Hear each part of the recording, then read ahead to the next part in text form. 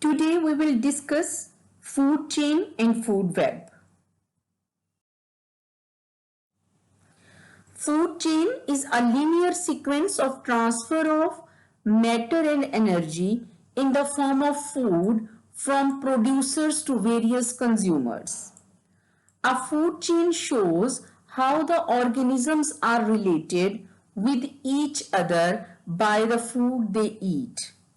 Basically, each food chain starts with plants at its base. These plants capture light energy from the sun and transform this light energy into the chemical energy during the process of photosynthesis.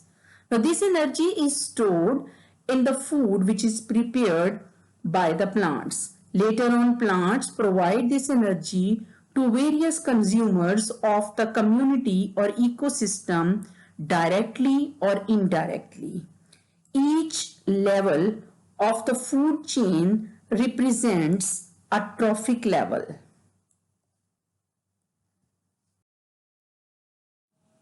Here are some examples of the food chains. You can see that each food chain is taking energy in the form of light from the sun. So sun is the ultimate source of energy for each food chain. This energy in the form of light is captured by the green plants of the ecosystems. These green plants, they are called producers. They will capture the light energy and then convert this light energy into the chemical energy which is stored in the food molecules. Later on, this food, it is consumed by the various heterotrophic living organisms of the ecosystem. These heterotrophic living organisms, they are of course animals. They are mostly animals, and these living organisms, they will take ready-made food from the producers. They are taking the food from the producers directly or indirectly. Here the primary consumers, they are those animals which are directly eating plants or parts of the plants. They are taking the food energy directly from the producers. So they are called the primary consumers. These primary consumers, they are including herbivores and the omnivores. While the secondary consumers, they are those which are obtaining their food by consuming primary consumers. They will take their food from primary consumers.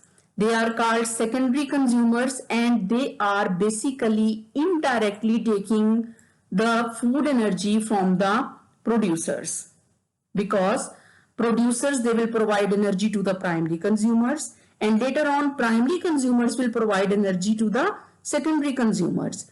Secondary consumers are including carnivores and omnivores.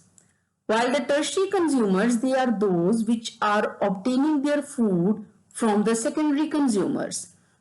These tertiary consumers, they are also carnivores or omnivores.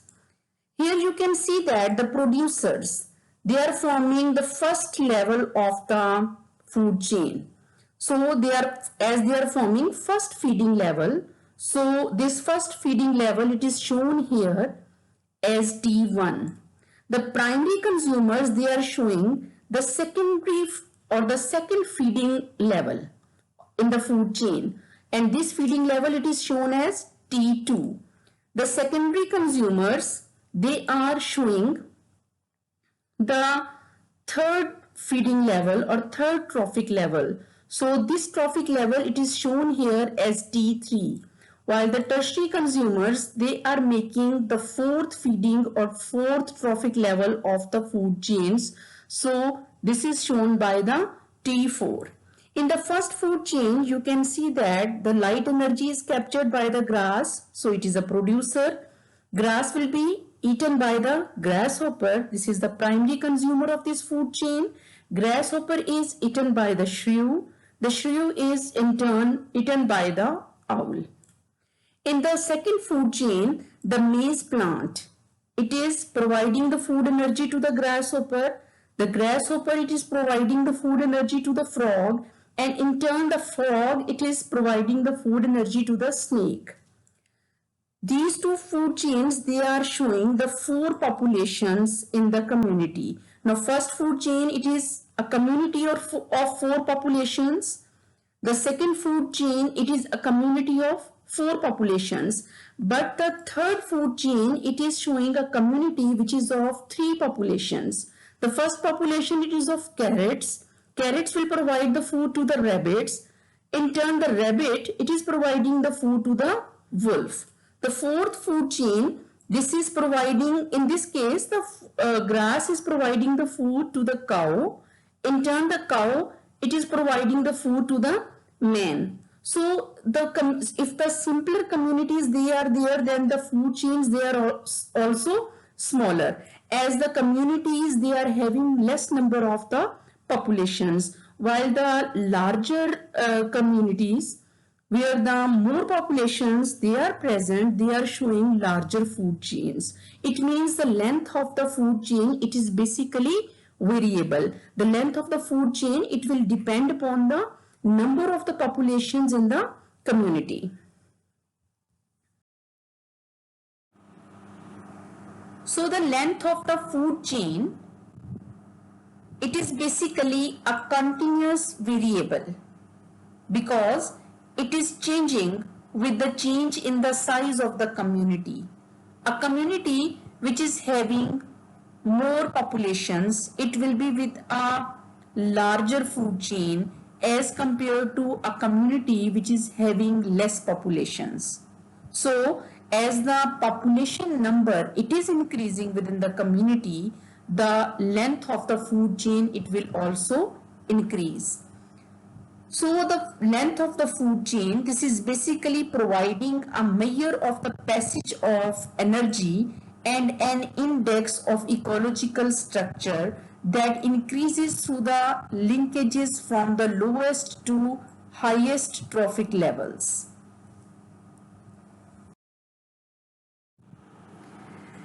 These four food chains which we have recently discussed, they are basically showing four communities. The first food chain, it is showing a community which is made up of four populations. These populations are the population of grass, population of grasshoppers, population of shrews, and population of owls. Second food chain, it is showing again another community which is made up of four populations.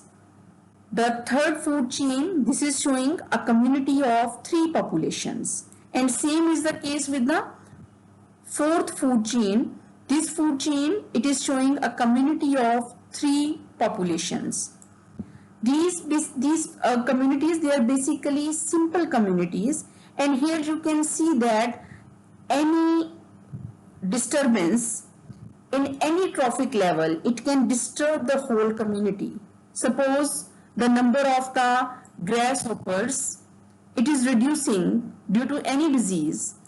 Then if the grasshoppers, they are eliminated, then what will happen? This trophic level, it will be absent. The T2 level, if it will be absent, then the grass, it cannot be eaten by the shrew. The whole community, it will destruct. Why? Because the shrews, they are not able to take the grass. So they will die.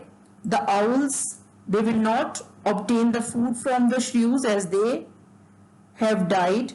So the owls, they will die due to the unavailability of the food. So such communities which are of small size, they can be easily disrupted. Such communities, they are very rare in the nature. So in the nature, basically complex communities, they are present. In the complex communities, many food chains within a community, they are interrelated. So let's see that how they are interrelated. Now here in this diagram, you can see a community which is having different populations. Now this community, it is somewhat a complex community, because here most of the organisms, they are provided with many alternates for the food. Here you can see that this owl, it is able to eat rats as a food, it can eat beetle as a food, it can eat a rabbit as a food. So in the absence of any organism like which is providing it the food, like if the rats, they have reduced due to any type of the disease, it can obtain the food from the rabbits. If the rats or the rabbits both are not available, it will eat beetles as a food. So in the nature, complex communities, they are found, and in these complex communities, there are many alternates of the food to each organism. Each organism, it can eat many things, and these things, they are provided within the same community. Here in this diagram, you can also see that various food chains, they are interconnected. Here you can see that here is the food chain starting with the grass. Grass is eaten by the rat, and rat is eaten by the owl. Owl is eaten by the dog. Now here a second food chain, it is made up of grass, rabbit and the owl. The third food chain, it is made up of grass, rabbit and the fox. And here these two food chains like grass, rabbit and owl, and grass, rabbit and fox, they are interrelated. Here a network of the food chains, it is seen in this diagram. This network of the food chains, it is called food web. So food web is actually the combination of many food chains. Food webs are not really as simple as it is described in this diagram. Here again a complex community it is shown, but this complex community, it is having less number of populations. Naturally, large sized communities with more populations, they are existing, because most animals eat more than one type of the food at different times, as fox does not feed entirely on the rabbits but also takes beetles or rats, etc.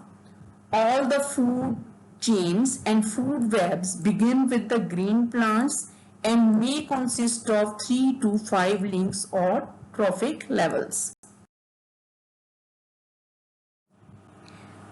Here is another food web. This food web is showing the process of shifting of the food to the various trophic levels in detail.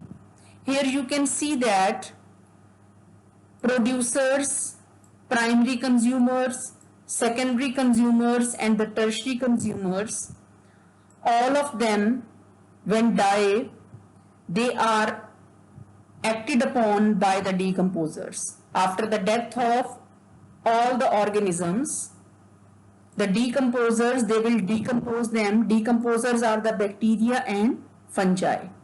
They will decompose the dead matter, and during the process of decomposition, the nutrients, they will be released in the soil or in the air. These nutrients, they are used by the green plants.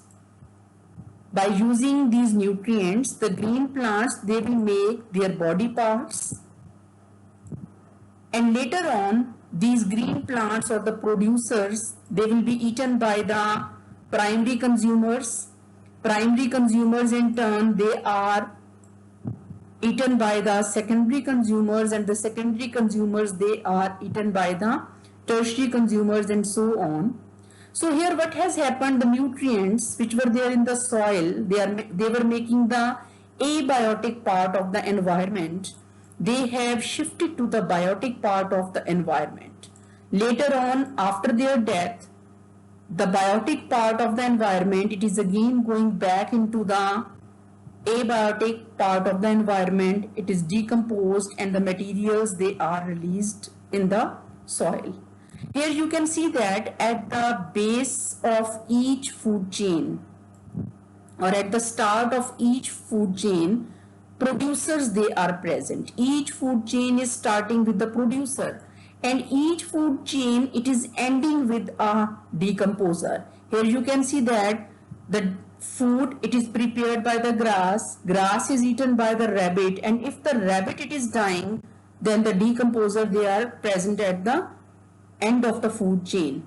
Again here, if the ground squirrel, it is using the seeds of the plants, it is eaten by the fox, and if the fox is dying, again it is decomposed by the decomposers. So at the end of each food chain, basically the decomposers, they are present, which will decompose the living organism after the death.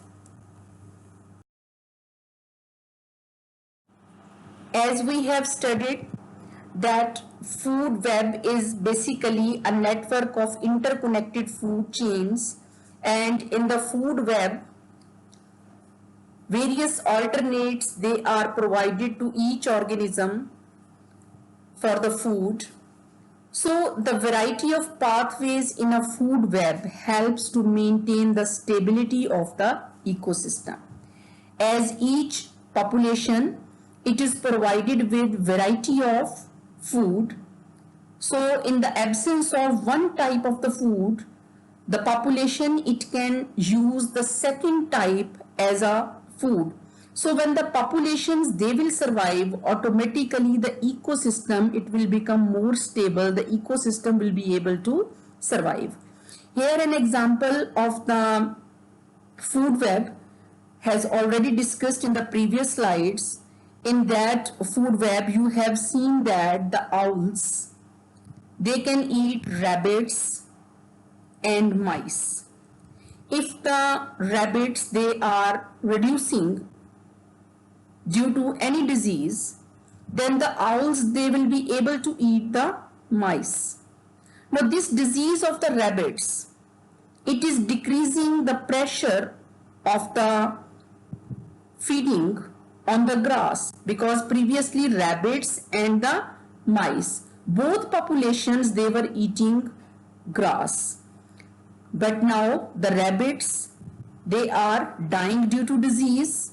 So only the rats, they are there. These rats, they will take grass as a diet, while the feeding pressure which was due to rabbits, it will decrease on the grass. So the grass, it will take a time to increase its population. The size of the population of the grass, it will increase. So more food, it will be provided to the mice as well as to those rabbits which have recovered from the disease.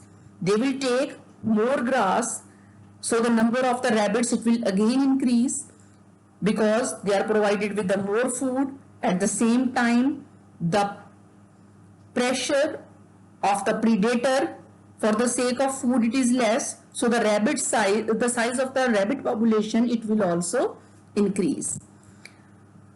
So here this is explained that if a disease reduces the rabbit population, a fewer plants are consumed.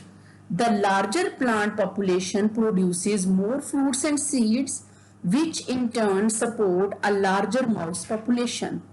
The increased number of mice becomes the major food source for the owls. The rabbit population gradually increases, and these primary consumers again become a food source for the owls. Thus nature maintains a balance. So food web, it is important because it is maintaining a balance within the ecosystem.